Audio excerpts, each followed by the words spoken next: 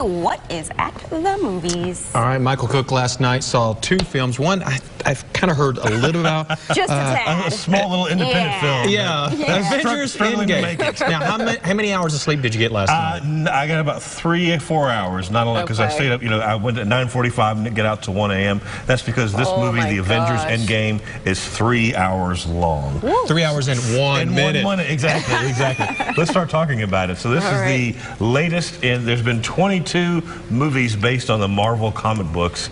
This is the latest one.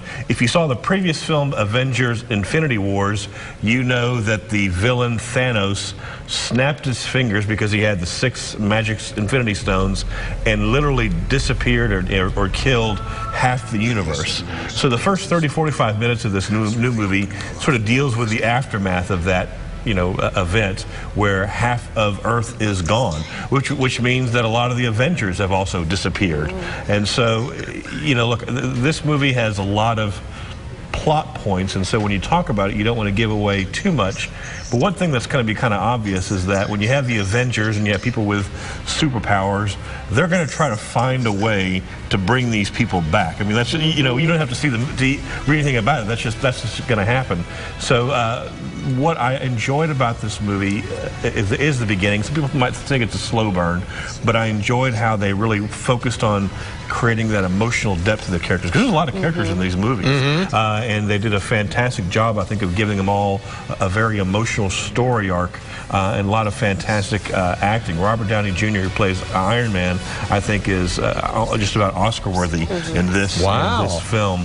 Of course, the special effects, the CGI are absolutely perfect and flawless, that you actually believe these superheroes from Thor to the Hulk are real in real life. Paul Rudd, adds, as always, a great comedic timing, along with Mark Ruffalo, who plays the Hulk.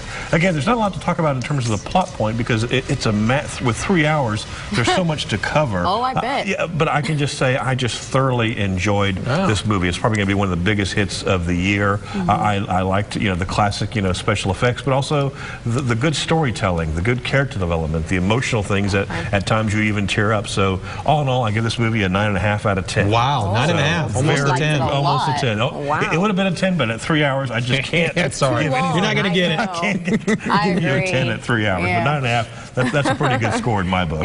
So the next movie to talk about is a very small film, independent film called Teen Spirit. There you see it stars Elle Fanning. She plays a young woman living in a small town in England. She has dreams of becoming a pop star, and so she signs up for the English version of American Idol, where you compete and you start off in your small town, you move up to regionals. Elle Fanning actually sings in this movie, and she's a fantastic singer. This is a classic story of the underdog trying to make it, trying to become a star, and some of the tropes become a little bit too familiar at times, and unfortunately her character is not she's not particularly deep or enjoyable in terms of really getting to know her. That could be just because her character is, I think, 17 years old, and at 17 you're not really a fully developed person just yet. You're still trying to figure out. But I enjoyed, she meets a mentor who brings her along and teaches her how to sing, and she starts learning how to become a pop star. So this is a light film if you're not in the mood for a big Avengers type of film. You've seen this type of American Idol stories before.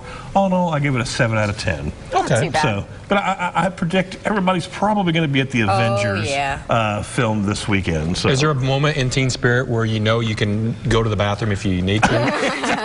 There's probably not that big, no spoiler kind of thing. What about if you haven't seen the other Avengers? Do you recommend going to see it or no? I think you can still watch this movie and enjoy it. I mean, you won't know all the backstories and some of the inside jokes, but in terms of a story, if you know the basic concept, then I think you will enjoy the film and get a lot out of it. Okay, cool. So. All right, thanks so much. Thank you. All right, we'll be right back.